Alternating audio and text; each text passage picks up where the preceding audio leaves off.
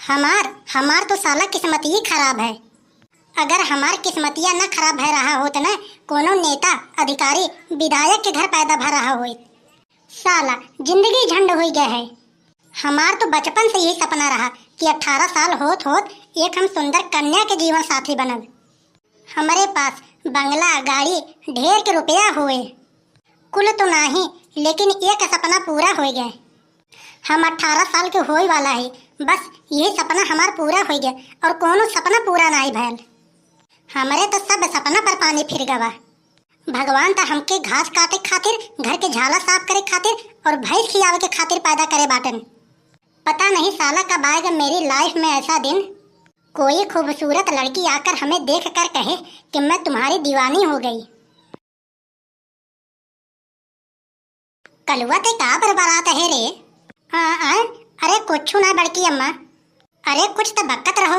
अरे तुहार कसम बड़की अम्मा, अरे हम कुछ ना बक्कत रहन। अरे तय तो जानबूझ के झूठा कसम खा लेते ताकि हम जल्दी मर जाए। अरे ऐसे ना कहो बड़की अम्मा, अरे तू ना रही हो तू ना, हम तो भूखन मर जाए। जान लियो कि तोहरे खवाए पियाए हम जीत है। नाहित अगर अब तक बड़के बप्पा के बस चलत रहत होत न, हम कहिए निपट गवा होत। अरे स्वार्थ का दुनिया है ए भैया, खाली तू ही नहीं। ए बड़की अम्मा, एक बात तुझसे हम पूछत है, बताओ का? एक बात ना कलुआ, तय हमसे 100 बात पूछ। अच्छा हमका ये बताओ कि हम किस लागत है?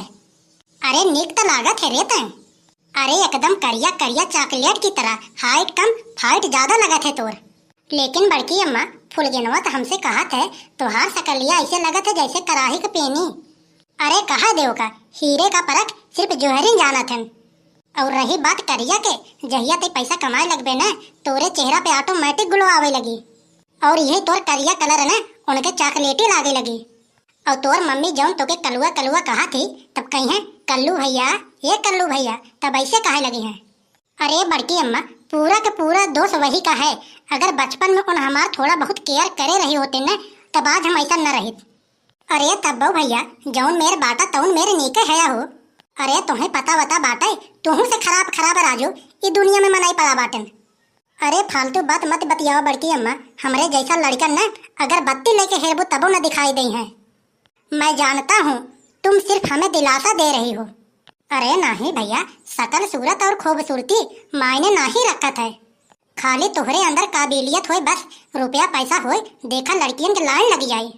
अब बहन तू खाली सरकारी नौकरी पाई या देखा एक से एक लड़कियन का रिश्ता लगे।